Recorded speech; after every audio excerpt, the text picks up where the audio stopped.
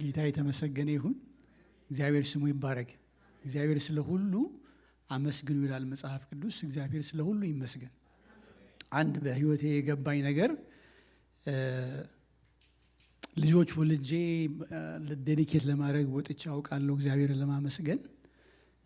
በብዙ ነገር ወጥቼ አውቃለሁ ለማመስገን፣ ግን ደግሞ እዚህ ጋር ሬሳ አስቀምጦ እግዚአብሔር ይመስገን። ያንን በጣም ተምሬያለሁ። ይገርማቸዋል። እግዚአብሔር ስለሱም ይመስገን። ስለ ሁሉ እግዚአብሔር ከኛ አንደበት መስማት የሚፈልገው ምስጋና ነው። ምክንያቱም ይገባዋልና፣ እሱ አይሳሳትም፣ እሱ ጻድቅ ነው። ጌታ የተመሰገነ ይሁን። የሚያደርገውን ያውቃል እና ስለሆነው ነገር ሁሉ እግዚአብሔር ይመስገን። በዛ መንፈስ እግዚአብሔር ይባርካችሁ። ተነስተን ቆመን ከአንደኛ ጴጥሮስ ምዕራፍ 4 ከቁጥር 1 እስከ 11 ድረስ ያለውን የእግዚአብሔር ቃል አንብበን ከዛ ወደ እግዚአብሔር ቃል እንሄዳለን። አንደኛ ጴጥሮስ ምዕራፍ 4 ከቁጥር 1 እስከ 11 ያለውን በጌታ በኢየሱስ ስም አነበዋለሁ።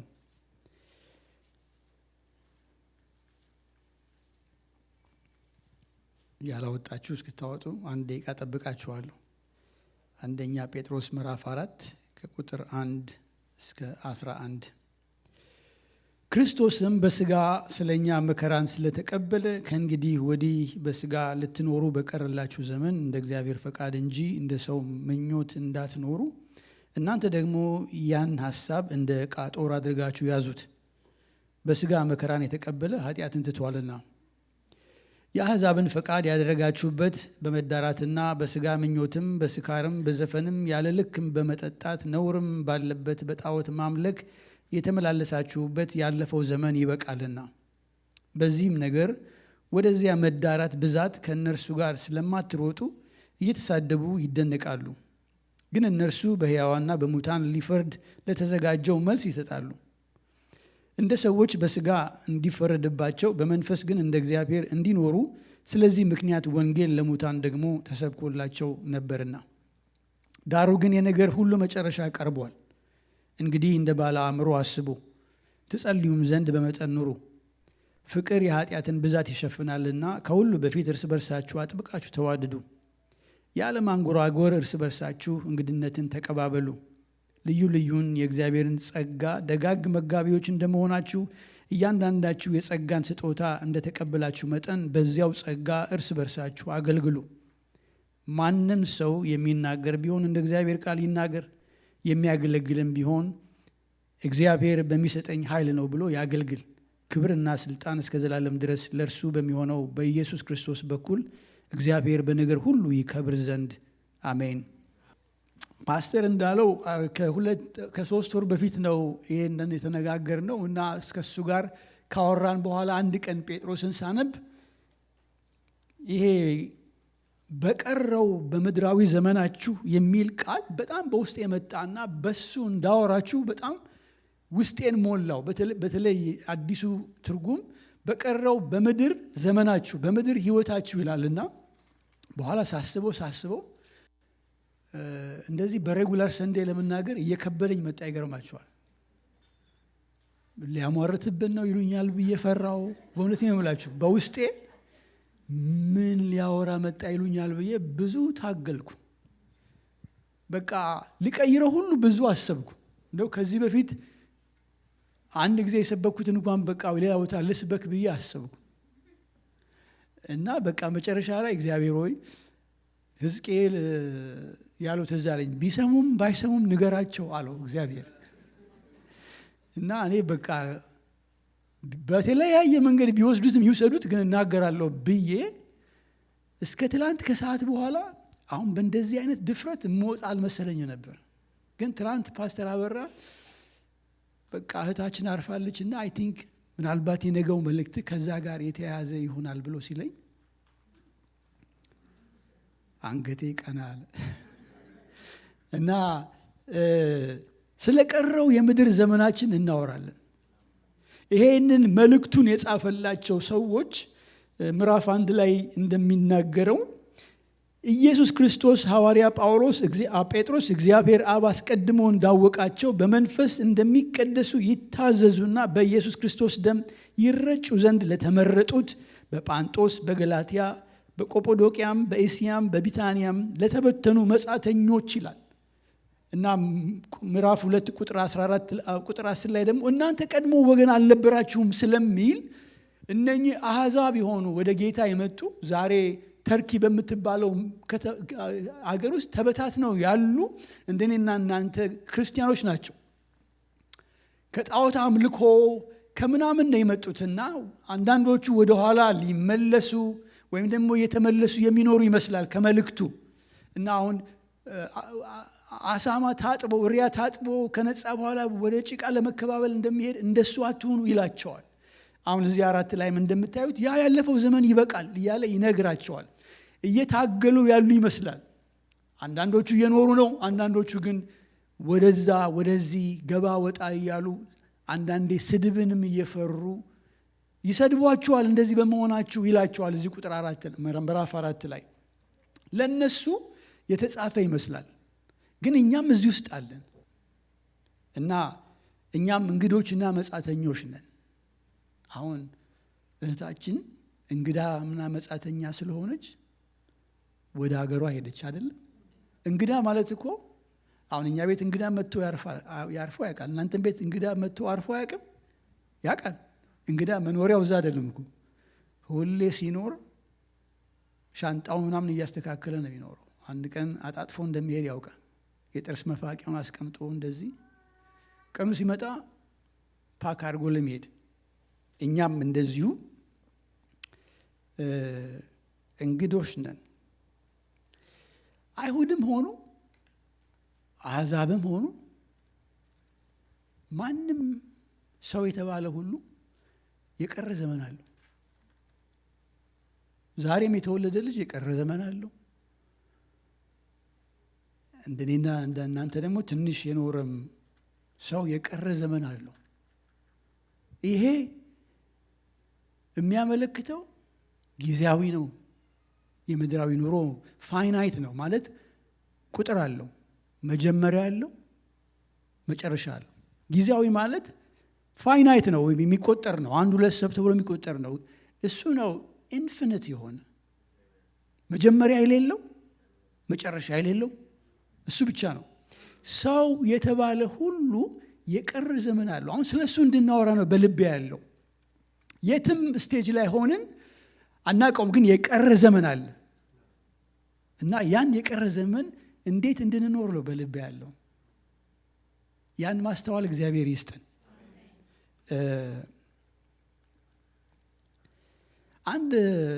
አንድ ጊዜ የፊዚዮሎጂ ክላስ ውስጥ ያየሁት ከርቭ ነበረ። የላይፍ ከርቭ ይላል እና ለፓስተር አበራ ልኬለት ነበር። አዎ ይሄን ከርቭ ሲዩት። አሁን ሰው የተባለ ጠቅላላ እዚህ ከርቭ ውስጥ አለ። እንደ መጽሐፍ ቅዱስ እዚህ ከርቭ ውስጥ የሌሉ 2 ሰዎች ናቸው። እነሱ እነማን ናቸው? ሄኖክና ኤልያስ። ሄኖክና ኤልያስ እዚህ ከርቭ ውስጥ የሉም። እዚህ ከርቭ ውስጥ ጌታም አለ፣ እኛም አለ። ይሄ እንወለዳለን። ይሄ የታችኛው ከርቭ ሂውማን ላይፍ ሳይክል ነው። ያ ግሮዝ ነው ይላል እና እንወለዳለን፣ እናድጋለን። አንድ ቦታ ማደግ እናቆማለን። ከዛ ወደ ታች እንጀምራለን። እዚህኛው ከርቡ የትኛው ላይ እንዳላችሁ እናንተ ራሳችሁን አስገቡ። አንድ ቀን ፓስተር በድሉን አሳየሁት እና በቃ እረፍት ነሳኝ አለ እና ከዛ አንድ ጥያቄ ጠይቀኝ።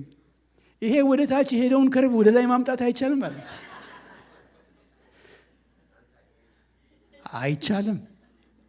አይቻልም። ያ ከርብ ይመጣና ይሄኛውን ሲሳሳሙ የእህታችን የፀሐይ ይሆናል። ይሄ በጣም እድለኛ የሆነ ሰው ነው።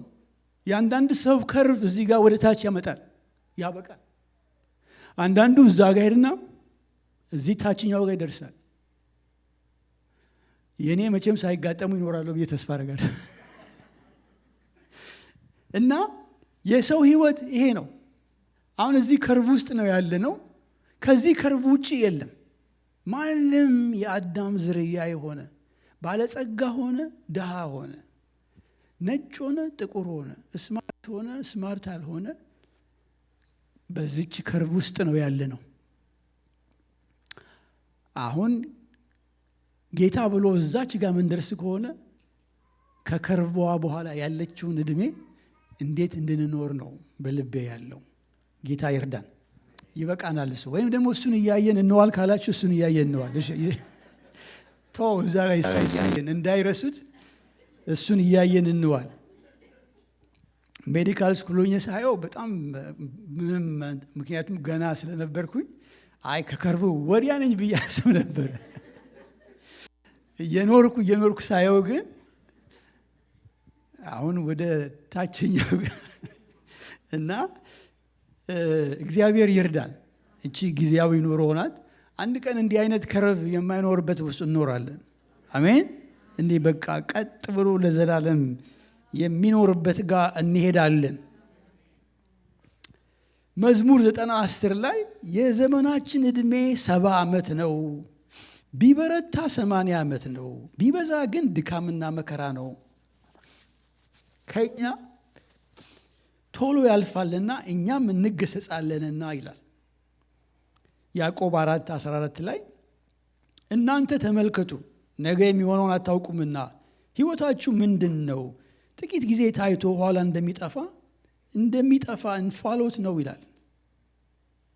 አሁን እንፋሎት ብን ብሎ ከዛ አታዩትም እኮ። የኔና የናንተ 70 እና 80 ዓመት በኢተርኒቲ ሲታይ ልክ እንደዛች እንፋሎት በእግዚአብሔር ፊት ማለት ነው። አሁን እኛ ኩሽና ስንሰራ እንፋሎቱ እናየዋለን አይደል? እና አንድ ጊዜ አንድ ቦታ ሳነብ አቨሬጅ የዝንብ ህይወት 72 ሰዓት ነው አለ ይላል። እንዴት እንዳጠኑት እግዚአብሔር ነው የሚያውቀው። ዝንብን ተከታትለው ብዙ ዝንብ አጠንተዋል። ግን አቨሬጅ የዝንብ አቨሬጅ 72 ሰዓት ነው። አሁን የዝንብ አቨሬጅ እድሜ በእኛ ሲታይ ምን አላት? እንፋሎት ናት። እንደዚሁ በእግዚአብሔር አይን እኔና እናንተ ህይወት ሲታይ እንደ ዝንብ ናት። እንደውም ከዝንብ ታንሳለች። አቤቱ ፍጻሜን አስታውቀኝ ይላል ዳዊት። የዘመኔን ቁጥሮች ምን ያህል እንደሆኑ እኔ ምን ያህል ወደ ኋላ እንደምቀር አውቅ ዘንድ ይላል። ያስታውቀን የዘመናችንን በእውነት ቀናቶቹን ይናገረን። ሁሌ ለዘላለም እንደምንኖር አስበን እንዳንኖር። አንዳንዴ በዚህ በምሰራበት ስራ ውስጥ ደሬም ምናልባት ይጋራል ይህን። ባህሩ እዚህ የለም። ባህሩን ማንዴ ሳውራው ነበረ። አንዳንድ የምታዩቸው በሽተኞች በቃ አይምሯችሁ ላይ ስታክ አድርገው የሚቆዩ አሉ። አንድ ጊዜ የማረሳው ሰውየው 75 ዓመቱ ነው እና የጥርስ ሐኪም ነው። ለ40 ምናምን ዓመት የጥርስ ሐኪም ሆኖ ሰርቷል። በ75 ዓመቱ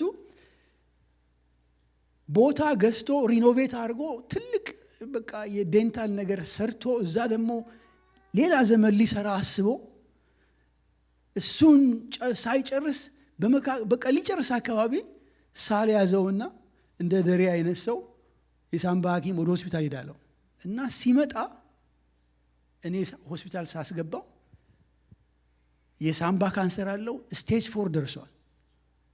እና ከዛ ሳወራው እሱ ነው የነገረኝ። ይገርማል። እኮ ገና ብዙ ፊዚካሊ በጣም ጠንካራ ነው። 75 ዓመቱ ነው፣ ግን ከኔ ይበረታል። አይምሮ ብርቱ ነው እንዳለ ነው። መጽሐፍ ቅዱስ ስለ ሙሴ ሲናገር ሙሴ እግዚአብሔር በቃ ቀን ደርሷል ሲለው አይኑ አልፈዘዘም፣ ጉልበቱ አላረጀም ይላል። ሪታየር ለማድረግ ጊዜው አልነበረም። ሙሴ እንደውም ከእግዚአብሔር ጋር ይጋፈጥ ነበረ፣ ልግባ እያለ ወደ ምድር ልግባ እያለ። እግዚአብሔር ግን በሰማይ ካላንደር ሲያየው ቀን ደርሷል አለ። እና ያ ሰው ልክ እንደ ሙሴ ጉልበቱ አይምሮ እንዳለ ነው።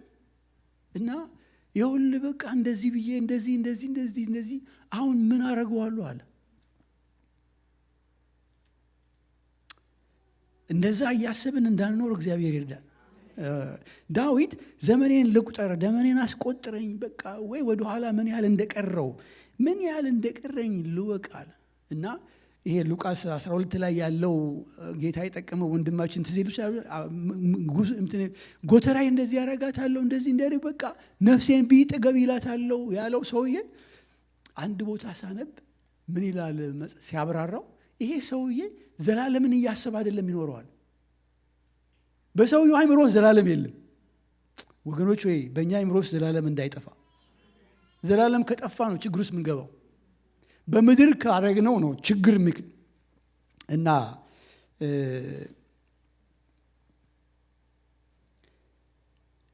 አሁን በዚህ በቀረው ዘመናችን እንዴት እንኖር? ማንም ሰው ለምን እንደሚኖር አጀንዳ አለው።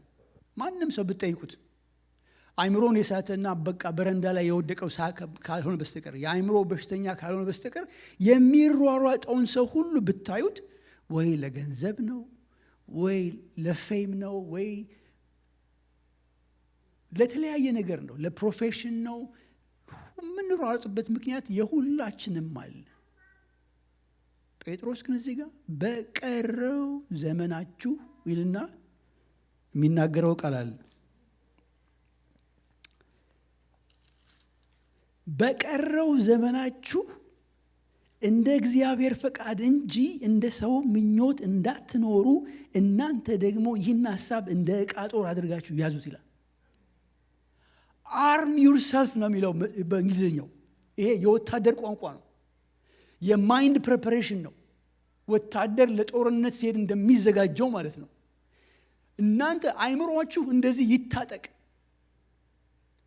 እንደ ሥጋ ምኞት እንዳትኖሩ፣ እንደ እግዚአብሔር ፈቃድ ብቻ ልትኖሩ በመጀመሪያ ደረጃ ይሄንን አስተሳሰብ ይሄንን አባባል ታጠቁት።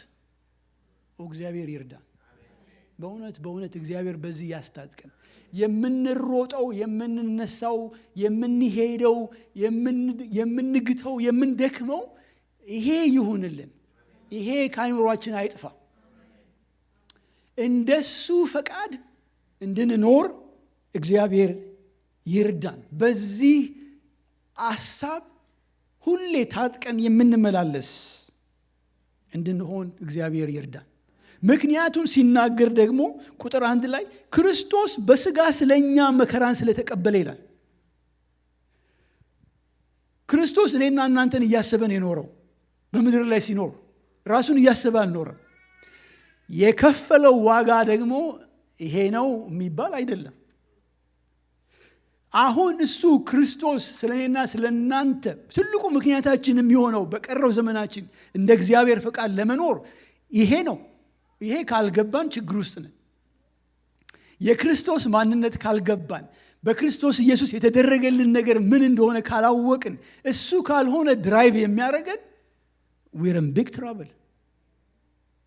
ጴጥሮስ ኖ ምክንያታችሁ ይሄ ነው። እሱ ስለናንተ አሁን በስደት ላላችሁት፣ በኃጢአት ለምትወድቁት፣ ለምትነሱት ለናንተ ነው የኖረው።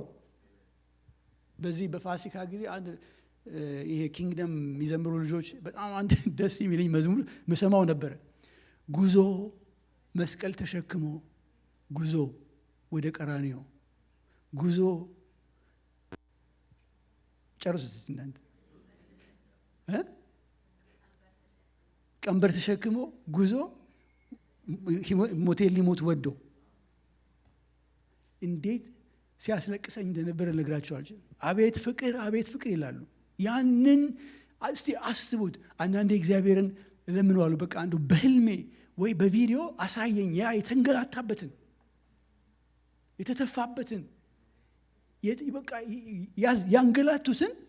ምክንያቱም አንዳንዴ በጽሁፍ አይገልጸውም፣ ስሜቱን አይገልጽም፣ አሜን የፊቱን ኤክስፕሬሽን አይገልጸውም፣ ፔኑን አይገልጸውም። እና በቃ ባየው ላለው ይገርማቸዋል። እና ያንን አስበን ነው ምንኖረው። እነኚህ ስላዩት ስለገባቸው ነው እንደዛ የሚሉት። እግዚአብሔር ይርዳን። ያ ግድ ሊለን ይገባል። ጳውሎስ ሁለተኛ ቆሮንቶስ ምዕራፍ 5:14 ላይ ይህን ስለቆረጥን የክርስቶስ ፍቅር ግድ ይለናል ይላል። የክርስቶስ ፍቅር ኮምፔል ያደርገናል። አንዱ ስለ ሁሉ ሞተ፣ እንግዲያስ ሁሉ ሞቱ፣ በሕይወትም ያሉት ስለ እነርሱ ለሞተውና ለተነሳው እንጂ ወደፊት ለራሳቸው እንዳይኖሩ ስለ ሁሉ ሞተ። እኛ ልንኖር እሱ ሞተ። ስለዚህ ደግሞ ሁላችንም ምን አድርገናል? ሞተናል። ይሄ ብቅ የሚለው ስጋ በመስቀል ላይ ሰቅለን እንድንኖር እግዚአብሔር ይርዳል። ጳውሎስ ሮሜ 14 ላይ አንድ ጥያቄ ይጠይቃል። በቃ ከኛ ስለራሱ የሚኖር ማን ነው ይላል። ከኛ አንድ እንኳን ስለራሱ የሚኖር የለምና ይላል። ያን ሜንታሊቲ እግዚአብሔር ይስጠን። ይህንን መረዳት እግዚአብሔር ይስጠን። በእውነት እዛ ጋር እግዚአብሔር ያድርሰን። ወንድሞችና እህቶች ሆይ ከኛ አንድ እንኳን ለራሱ የሚኖር የለምና፣ ለራሱ የሚሞት የለም። በሕይወት ሆነን ብንኖር ለጌታ እንኖራለን፣ ብንሞትም ለጌታ እንሞታለን እንደ ፀሐይ። እንግዲህ በሕይወት ሆነን ብንኖር ወይም ብንሞት የማንን? የጌታ ነን። እግዚአብሔር ስሙ ይባረክ። ሂ ኦውንድ አስ። አሁንም ሆነ እንደ ፀሐይም ስንሄድ የእሱ ነን። ዛሬ ግን ይሄን አውቀን እንድንኖር እግዚአብሔር ይርዳን። ጳውሎስ ይሄን ነው የሚለው፣ ማንም ለራሱ የሚኖር የለም። ጌታ ለእኛ እንድኖረልን እኛም ለእሱ እንድንኖር እግዚአብሔር ይርዳን። ይሄ እንደ እግዚአብሔር ፈቃድ ይላል። ግን ይሄ በችም በእያንዳንዳችን ውስጥ ያለ እኛና ጌታ የምንነጋገረው ነው ብዬ እገምታለሁ። ምክንያቱም እግዚአብሔር ስለ እያንዳንዳችን ፈቃድና ሀሳብ አለው፣ ዓላማ አለው። እና አንድ ጊዜ ከእግዚአብሔር ጋር የተነጋገርኩትን ንግግር አስታውሳለሁ። በጣም በቃ ውስጤ ሞቅ ስላለው እንደነ ፓስተር አበራ እንደነ ከቴ መሆን ፈልጌ ነበር። እና ደግሞ በዚህ ደግሞ ሜዲካል ስኩል መሄድ ፈልጌ ነበር። ግን ሜዲካል ስኩል ለመግባት አይቻልም፣ በእኔ በነበርኩበት ቦታ ማለት ነው። ምንም ነገር የለኝም። በቃ አንድ ቀን እግዚአብሔርን ምን አልኩት? ወይ ሜዲካል ስኩል አስገባኝ፣ ወይ በቃ እኔ አንድ ቦታ ሄጄ አንድ ቤተክርስቲያን ጋር የምኖረው አልኩት። ሁሌ የዚህን ጥያቄ መልስ አስበው ያስቀኛል። አልፈለገም ማለት ነው።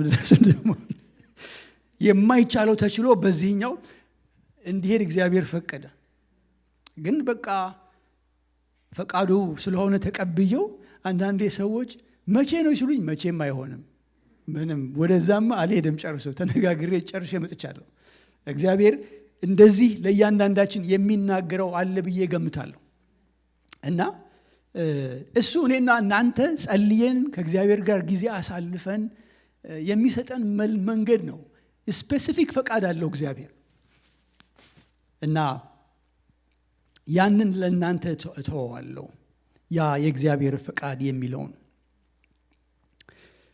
ጳውሎስ ሐዋርያ ምዕራፍ 9 ቁጥር 6 ላይ እየተንቀጠቀጠና እየተደነቀ ጌታ ሆይ ምን አደርግ ዘንድ ትወዳለህ? በቃ እግዚአብሔርን እየጠየቅ ነው። ምን አደርግ ዘንድ ትወዳለህ? ሁሌ ትዳሬን ሳስበው እንዴት ደስ እንደሚለኝ ልነግራችሁ አልችልም። ድምፅ ሰምቼ ነው ያገባኋት ምርጌ። እንደ ጴጥሮስ እንደ ጳውሎስ ብዬ ያውቃለሁ። እኔ ምንም ባላሰብኩበት ጊዜ ትንሽ ከምርጌ ጋር ጀምረን ነበር። ከዛ ደግሞ ከነበረብኝ መከራና ችግር የተነሳ እኔ ለምን ሰው እዚህ እሳት ውስጥ አስገባለሁ ብዬ እምቢ አልኩኝ። በዚህ መካከል አንድ እህት መታ ደግሞ እንደዚህ ትንቢት መጥቶልኛል አለችኝ። እኔ ስላሱ አላውቅም፣ ግን እግዚአብሔር የሚነግረኝ እነግርሻለሁ አልኳት። እና አንድ ቀን ትዝ ሲለኝ ሰማዩን እያየው የዛችን እህት ስም ጠርቼ እግዚአብሔር ሆይ እሷስ እንደሱ ብላለች፣ አንተ ምን ትላለህ አልኩት። በሚገባኝ ቋንቋ ፈቃዱ ከመርጌ ጋር እንደሆነ ይገርማችኋል። የእግዚአብሔርን ፈቃድ ማወቅ እንዴት ደስ እንደሚል። ውጣ ውረድ አሁን በዛ ውስጥ ቢኖር ምንም ጸጥ ለጥ ብዬ እኖራለሁ እንጂ ምንም ነገር ሌላ ሀሳብ እንደማይመጣብኝ ሆኜ ነው የገባሁት። ይገርማችኋል። እግዚአብሔር እንደዚህ ብንጠይቀው ፈቃዱን ያሳውቀናል። በግላችን ሕይወት እየተንቀጠቀጥን እየተደነቅን ምን አደርግ ዘንድ ትወዳለህ እያለ ጠየቀው። አንዳንዴ ሰዎች በወኔ የእግዚአብሔርን ስራ ሊሰሩ ይነሳሉ። ዳዊት በአንደኛ ዜና 14 ላይ በዝግባ ቤት ውስጥ ኖረ። ይገርማችኋል። ይሄ ዝግባ ማለት ሲደር ዛፍ ይባላል። በጣም ውድ ዛፍ ነው። በዛ ጊዜ ከሊባኖስ ነው ተቆርጦ ይመጣው። በጣም ቀጥ ያለ የሚያምር ዛፍ ነው። አደን ሲያበረው እንደነበረ አውሬ ጫካ ለጫካ ሲኖር ነበረ። እግዚአብሔር መንግስቱን አጸናለት። ቤተ መንግስቱ ሲኖር ሲያይ የእግዚአብሔር ታቦት በድንኳን ውስጥ አለ። ኖ ይሄ ፌር አይደለም ማለትና ለእግዚአብሔር ቤት ሰራለሁ ብሎ ተነሳ። ነብዩም እንደ ልብ አድርገዋል። እግዚአብሔር ግን መጣና ኖ ስለ ወኔ ብሎ ባረከው። ግን አንተ አሰራልኝም አለው። ዝም ብሎ ከመቀመጥ በወኔ መነሳት ይሻላል።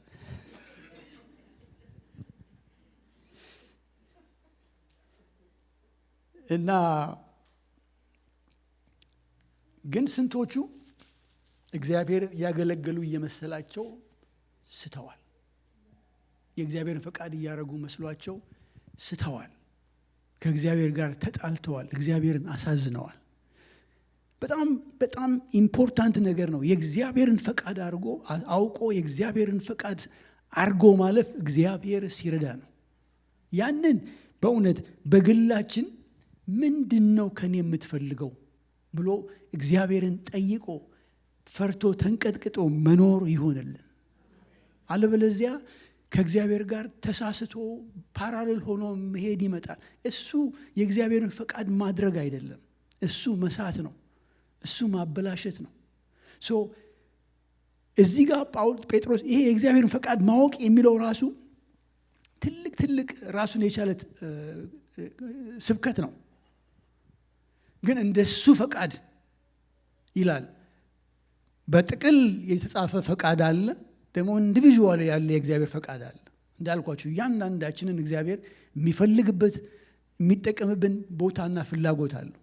ያንን ለይተን እንድናውቅ እግዚአብሔር ይርዳን። ግን እዚህ ጋር ጴጥሮስ እንደሱ ብሎ አይተዋቸው እና ከታች የሚዘረዝራቸው አሉ።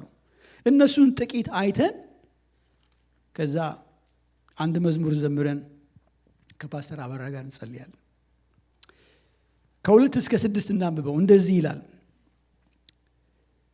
ያንን ሐሳብ እንደ ዕቃ ጦር አድርጋችሁ ያዙት፣ በሥጋ መከራን የተቀበለ ኃጢአትን ትቷልና የአሕዛብን ፈቃድ ያደረጋችሁበት በመዳራትና በሥጋ ምኞት በስካር በዘፈን ያለ ልክም በመጠጣት ነውርም ባለበት በጣዖት ማምለክ እየተመላለሳችሁበት ያለው ዘመን ያበቃል። በዚህም ነገር ወደዚያ መዳራት ብዛት ከእነርሱ ጋር ስለማትሮጡ እየተሳደቡ ይደነቃሉ። ግን እነርሱ በሕያዋንና በሙታን ላይ ሊፈርድ ለተዘጋጀው መልስ ይሰጣሉ። እንደ ሰዎች በሥጋ እንዲፈረድባቸው በመንፈስ ግን እንደ እግዚአብሔር እንዲኖሩ ስለዚህ ምክንያት ወንጌል ለሙታን ደግሞ ተሰበክላቸው ነበርና ይላል። እኔ ከዚህ ውስጥ አንድ ሐሳብ ነው ያወጣሁት። እነኚህ ሰዎች አንድ ቦታ ሳነብ ምን ይላል? ጁፒተር የሚባል እንዲህ የሚመለክ የጣዖት ቤት አለ እና እዛ ሄደው ይጠጣሉ፣ ይሰክራሉ። እዛ ደግሞ ለምንዝርና የሚቆሙ ሴተኛ አዳሪዎች አሉ። ከነሱ ጋር ሄደው ያንን ኦርጊ አድርገው ይመጣሉ። ይሄንን ሲያረጉ አብረዋቸው የነበሩ ያሾፉባቸዋል። ምን ነካ ጠፋህ እያሉ እና አንዳንዶችም አይ ቲንክ እየተሳሳቱ ሄደው ይመጣሉ። ምን ይላቸዋል? እሱ ይብቃ፣ በቃ ያ ይብቃ። በእያንዳንዳችን ሕይወት ውስጥ ይገርማቸዋል። እግዚአብሔር ቢናገር ይብቃ የሚለው ነገር አለ ይመስለኛል። እሱ ይብቃ፣ ያ ይብቃ፣ የሚበቃ ነገር ያለ ይመስለኛል። በቃ ይብቃ። አሜን። ይወገድ ከኛ። ስንፍና ከሆነ ይብቃ። ገንዘብ መውደድ ከሆነ ይብቃ። ፍቅር አለመስጠት ከሆነ ይብቃ። ይቅር አለማለት ከሆነ ይብቃ። ከኃጢአት ጋርም ኖረን ካለ ይብቃ። በቃ የሆነ ነገር ይብቃ። እኔና እናንተ እንላቀቅ።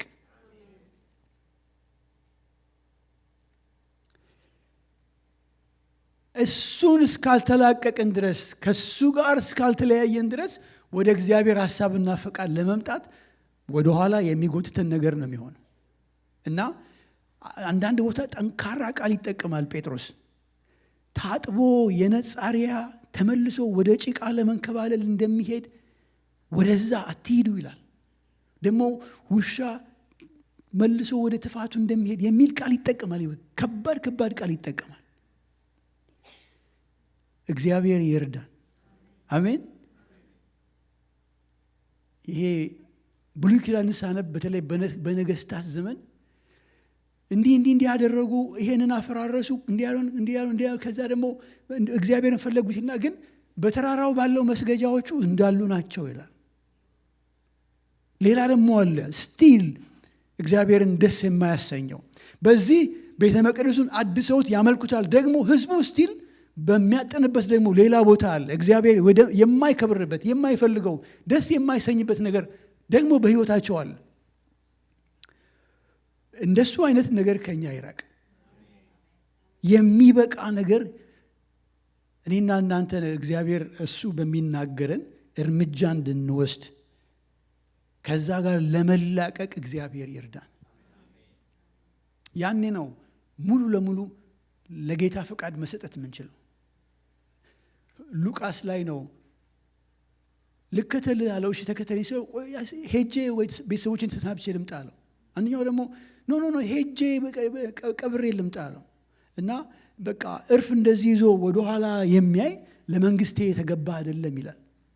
እና እንደሱ እርፍ ይዘን ሌላ ነገር እያየን ከሌላ ነገር ጋር ተጣብቀን ከመጓዝ እግዚአብሔር ይጠብቀን። ሙሉ በሙሉ ተሰተን ታዘን ለመኖር። ቁጥር 7 ላይ ዳሩ ግን የነገር ሁሉ መጨረሻ ቀርቧል ይላል። ሁለተኛው ምክንያቱ፣ የመጀመሪያው ምክንያቱ እሱ ስለናንተ መከራን ስለተቀበለ እንደ እግዚአብሔር ፈቃድ ኖሩ። ሁለተኛው ምክንያቱ ይዘር የጌታ መምጫ ቀርቧል፣ ወይ ደግሞ እኛ እዚህኛው ላይ ወደ ታች የምትሄደው ከርብ ላይ ነው ያለነው። የነገር ሁሉ መጨረሻ ስለቀረበ እንግዲህ እንደ ባለ አእምሮ አስቡ። እግዚአብሔር ይህንን ማስተዋል ይስጠን። እንደ ባለ አእምሮ እያሰብን፣ ይሄ አእምሮ ይገርማችኋል፣ እግዚአብሔር መንፈስ ከተጠቀመበት ለእግዚአብሔር ቃል ካስገዛ ነው ትልቅ ሀብት ነው። በጥበብ ይሞላል፣ በጥበብ እንመራለን። እዚህ ውስጥ ግን ገብቶ በምን እንደምንመራ እግዚአብሔር ይርዳን። ይሄንን ሐሳባችንን የማሰብ አቅማችንን የኛን ኢንተለጀንት የእግዚአብሔር መንፈስ ይጠቀምበት። አስቡ ይላል። ይሄ የኔና የናንተ ሪስፖንሲቢሊቲ ነው፣ የማንም አይደለም። እኔ ነኝ ማሰብ ያለብኝ።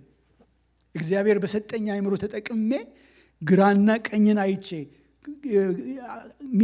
ከፍና ዝቅ የሚለውን አይቼ ማሰብ መወሰን ያለብኝ እኔ ነኝ። ኑሮ ይበቃኛል ማለት ያለብኝ እኔ ነኝ። ይሄ ነው በቃኝ አልፈልግም ማለት ያለብኝ እኔ ነኝ። ይሄ ቸርችን ይነካብኛል፣ ይሄ መንፈሳዊ ህይወቴን ይነካብኛል፣ ይሄ ከልክ ያልፋል ብሎ መወሰን ያለብኝ እኔ ነኝ። እንደ ባለ አእምሮ አስቡ፣ ትጸልዩም ዘንድ በመጠን ኑሩ ይላል። መጠን ልክ ለማግባት እንደ ባለ አእምሮ ማሰብ ይጠይቃል። በቃ እግዚአብሔር የፈቃድ አምላክ ስለሆነ አንዳንዴ ለፈቃዳችን አሳልፎ ይሰጠናል። የራሱ ቅድሞ ሐሳብ ካለበት በመንገዳችን ይቆማል። እና ይሄ በመጠን ኑሩ ትልቅ ኮንሰፕት ነው። ሐዋርያው ጳውሎስ ያወራዋል። መጽሐፍ ቅዱስ ላይ ደጋግመን የምንሰማው ነው። ቀኑ እንደቀረበ አውቃችሁ ለተሰሎንቄ ሰዎች በመጠን ኑሩ ይላቸዋል። በአቅም በልክ እንደዛ በማስተዋል እንድንኖር እግዚአብሔር ይርዳን። ለመጸለይ በመጠን መኖር ያስፈልጋል። የማይጸልይ ክርስቲያን፣ የጸሎት ህይወት የሌለው ክርስቲያን፣ የጸሎት ህይወት የሌለው ቸርች የእግዚአብሔርን ፈቃድ ማወቅ አይችልም። ከእግዚአብሔር ፈቃድ ጋር መገናኘት አይችልም። በፍጹም እውነቴን ነው የምላችሁ፣ አይቻልም። እግዚአብሔር ጊዜ ወስዶ ከሱ ጋር አጥፍቶ የሚውልን ሰው ያኔ ፈቃዱን ያስታውቀዋል። በማቴዎስ ወንጌል ምዕራፍ 6 ላይ ባለው ወንድማችን ፓስተር ሄኖክ ባለፈው አርብ በራችሁን ዝጉ በሚል እንዴት አይነት የጸሎት ትምህርት አስተማረን። ምናልባት ኦንላይን ላይ አግኝታችሁት ብትሰሙት እንዴት ያለ የጸሎት ህይወት። እሱ በር ዘግተን እንድንገባ ይፈልጋል። ሌላ ነገር ሁሉ ዘግተን፣ ሚዲያውን ዘግተን ተዘግቶ እሱ እዛ ይገኛል። ተከፍቶ አይገኝም። እና ምዕራፉ ሲጀምር ምን ይላል? ተጠንቀቁ ይላል። በሰማዩ ባለው አባታችሁ ዘንድ ዋጋ የላችሁም ይላል። ማለት ዋጋ የሌለው ጸሎት አለ፣ ዋጋ የሌለው ጾም አለ፣ ዋጋ የሌለው በእግዚአብሔር ዘንድ መቀመጥ አለ። ግን ዋጋ ያለው ለመሆን በር መዝጋት ያስፈልጋል። በር ዘግተን እንድንቀመጥ እግዚአብሔር ይርዳን። ስለዚህ የእግዚአብሔርን ፈቃድ ለማወቅ ዘመኑ እየተገባደደ ስለመጣ አንዱ የምንኖረው እየጸለይን ነው። እግዚአብሔር ይርዳን። ቁጥር 8 ላይ እርስ በርሳችሁ አጥብቃችሁ ተዋደዱ ይላል። ፍቅር እየጨመረ ይምጣ። አሜን። በቃ እያደግን ስንመጣ እየኖርን ስንመጣ በመካከላችን አንዱ ጌታ ከኔና አንተ የሚጠብቀው ፍቅር እየጨመረ እንዲመጣ ይጠብቃል። ፊልጵስዩስ ምዕራፍ 1 ላይ እንደሱ ይላል፣ በእውቀትና በማስተዋል ፍቅራችሁ እያደገ ይምጣ ይላል። ፍቅር እስከ መጨረሻ የሚዘልቅ ነው። ጌታ ስሙ ይባረክ። ምን ጊዜም በፍቅር የሚኖር ሰው አይከስርም። በፍቅር የሚኖር ሰው የእግዚአብሔርን ፈቃድ ያውቃል። በፍቅር የሚኖር ሰው ይቅርታ ለማድረግ አይቸገርም። በፍቅር የሚኖር ሰው የጌታን ፈቃድ ለማድረግ አይቸገርም። ግን ዘመን እያለቀ ሲመጣ ደግሞ የሚቀዘቅዘው እሱ እንደሆነ ይናገራል። እግዚአብሔር ከኛ ውስጥ እንዳያጠፋው እግዚአብሔር ይርዳን። ስለዚህ በቀረልን ዘመናችን እንደ ባለ አእምሮ እያሰብን በመጠን እየኖርን እየጸለይን እርስ በርስ እየተዋደድን እንድንኖር እግዚአብሔር ይርዳን። ስለ ጌታ የተጻፈ አለ ዮሐንስ ወንጌል ምዕራፍ 13 ላይ ሁላችሁ የምታውቁት ቃል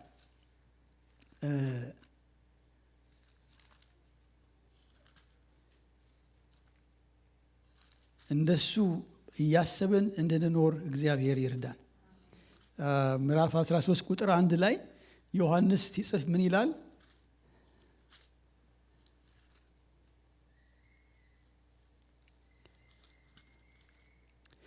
ኢየሱስም ከፋሲካ በዓል በፊት ከዚህ ዓለም ወደ አብ የሚሄድበትን ሰዓት እንደደረሰ አውቆ በዚህ ዓለም ያሉትን ወገኖቹን የወደዳቸውን እስከ መጨረሻ ምን አደረጋቸው? ወደዳቸው ይላል። የወደዳቸውን እስከ መጨረሻ ወደዳቸው። እስከ መጨረሻ የወደድን እንድንኖር እግዚአብሔር ይርዳን። ፍቅር ካለን ለመቆረስ ዋጋ ለመክፈል አንቸገርም። ፍቅር የሕይወታችን ፋውንዴሽን ነው። የትእዛዝ ሁሉ ፍጻሜ ነው። እግዚአብሔርንም ሕዝቡንም እየወደድን እንድንኖር እግዚአብሔር ይርዳን። ቁጥር 9 ላይ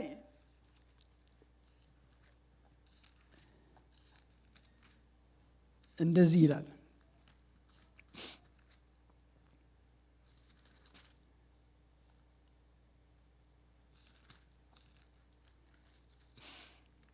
ያለማንጎራገር እርስ በርሳችሁ እንግድነትን ተቀባበሉ፣ ልዩ ልዩን የእግዚአብሔርን ጸጋ ደጋግ መጋቢዎች እንደመሆናችሁ እያለ ይቀጥላል። ያለማንጎራገር እርስ በርሳችሁ። ይሄ ሆስፒታሊቲ ሰርቪስ ቱ አደርስ። አሁን ዛሬ ስሰማ በጣም ነው ደስ ያለኝ። እግዚአብሔር ስሙ ይባረክ። አሁን ይህችን እህት በዚች በመጨረሻዋ ዘመን እንደዚህ ዋጋ ከፍሎ ማስተናገድ ማገልገል፣ ይሄ የክርስቲያን ሕይወት ነው። በዛ ዘመን ደግሞ ብዙዎች ተሰደው ስለሚሄዱ እነሱን ቤት አስገብቶ ማስጠጋት ትልቅ አገልግሎት ነው። ምክንያቱም ከቤተሰብ ተፈናቅለው ካሉበት ቦታ ተፈናቅለው ብዙ መከራና ችግር እየተቀበሉ የሚጓዙ የሚዞሩ ስደተኞች አሉ። እነሱን ያለማንጎራገር ሳትሰለቹ አገልግሉ፣ እንግዶችን ተቀበሉ። ለሌላው ችግር ጣልቃ እየገባን በሌላው ሰው ተጽዕኖ እያመጣን ኢንፍሉዌንስ ማድረግ እየቻለን እንድንኖር እግዚአብሔር ይርዳን። እሱ ፕራክቲካል የሆነ የክርስትና ሕይወት ነው። አይቶ ከማለፍ እንደዛ እንደ ሌዊና እንደ ካህኑ ከመሆን እግዚአብሔር ይጠብቀን። እንደዛኛው እንደ ሳምራዊው ዋጋ ከፍሎ ያለውን ቆርሶ እንዳገለገለ ፍቅርን እንደዛ እያገለገልን እንድንኖር እግዚአብሔር ይርዳን። ቁጥር 10 እና 11 ደግሞ በቤተ ክርስቲያን ውስጥ አገልግሉ እንደተሰጣችሁ ጸጋ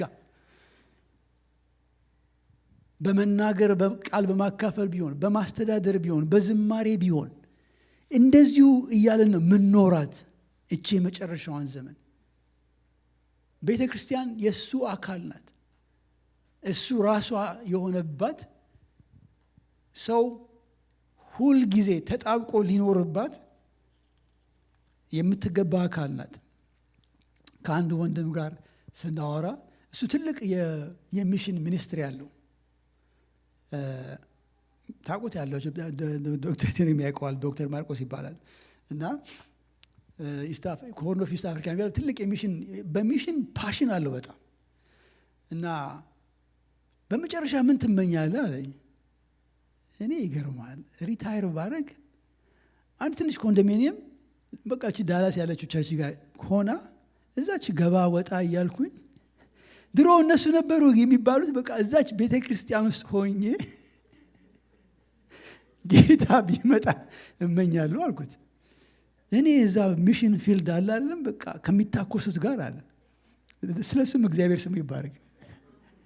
ግን ቤተ ክርስቲያን በጣም ትልቅ ስፍራ አላት። ይገርማችኋል። የምትመኙ ከሆነ ከቤተ ክርስቲያን ጋር አብሮ እስከ መጨረሻው ለመሄድ እግዚአብሔር ይርዳችሁ።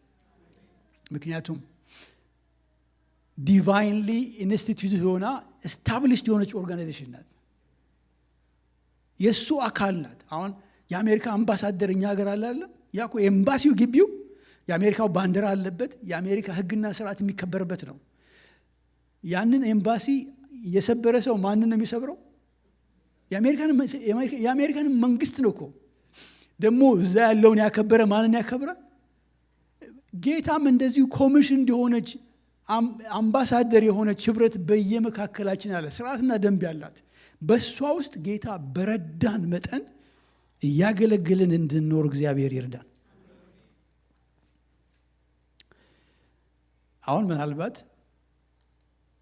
በቃ አንተ እኮ ይሄ የምትለውን ሁሉ እያደረግን ነው የምንኖረው፣ ምን አዲስ ነገር እንኳ አትነግረንም የምትሉኝ ትኖሩ ይሆናል። ለእናንተ ደግሞ የእግዚአብሔር ቃል አለ። ይገርማችኋል። ለማናችንም እግዚአብሔር ቃል አለው እና እንደው እሱን እንደውም በአዲሱ ትርጉም ባነብላችሁ ይሻላል። እንደሱ የምንል ደግሞ ካለን አንደኛ ተሰሎንቄ ምዕራፍ 4 እናውጣው። ምዕራፍ 4 አውጥተን ቁጥር 1 እናንብበው። ጳውሎስ እነኚህ ሰዎች ሶስት ዓመት አገልግሏቸው ነው በስደት የወጣው። ከዛ እነ ጢሞቴዎስ ሄደው ነገሩት። እረ እነሱ በጣም በመንፈስ ተቀጣጥለዋል፣ እየበዙ ነው፣ በቃ በጣም ወንጌል እየመሰከሩ ነው፣ ሌሎቹን እያዳኑ ነው ብለው ነገሩት። ከዛ በኋላ ነው የጻፈላቸው እና አንደኛ ተሰሎንቄ ምዕራፍ 4 ቁጥር 1 እንደዚህ ይላል። ሁላችንም አብረን እናንብበው። በቀረውስ ወንድሞች ሆይ እግዚአብሔርን ደስ ለማሰኘት እንዴት መኖር እንደሚገባችሁ አስተምረናችኋል፣ በእርግጥም እንደዚያው ይኖራችሁ ነው። ስለሆነም በጌታ በኢየሱስ የምንለመናችሁ የምንመክራችሁ ከዚህ በበለጠ ሁኔታ በዚህ እንድትገፉበት ነው። ከዚህ በበለጠ ሁኔታ አሁን እያገለገላችሁ ነው። ከዚህ በበለጠ ሁኔታ አለ። እስኬሉ ማን ነው? ጌታ ነው። ከዚህ በበለጠ የሚባል አለ። በጌታ ቤት ስንኖር በበለጠ አሁን እያደረጋችሁ ነው። ጌታ ይባርካችሁ። እየኖራችሁ ነው። እግዚአብሔር ይባርካችሁ። ግን በክርስቶስ ኢየሱስ የምንለምናችሁ ይላል ጳውሎስ፣ በበለጠ በላቀ ሕይወት በጣም ሊደረስበት በማይችል በክርስቶስ ኢየሱስ ስታንዳርድ እንደዛው ኑሩ። ይርዳን። በበለጠ ሁኔታ በጣም በጨመረ ከፍ ባለ እግዚአብሔር ፊት ሚዛን በሚደፋ ጌታን ደስ በሚያሰኝ በቀረው ዘመናችን እንድንኖር እግዚአብሔር ይርዳን። ነፍሴም ወደ አምላኳ ስጋም ወደ አፈሩ የሚል አንድ መዝሙር አለው ተስፋዬ ጋብሶ። ኳይሮች ተዘጋጅተው ከሆነ እሱን ዘምረን ከፓስተር አበራ ጋር አብረን ጸልየን ፕሮግራማችንን እንጨርሳለን።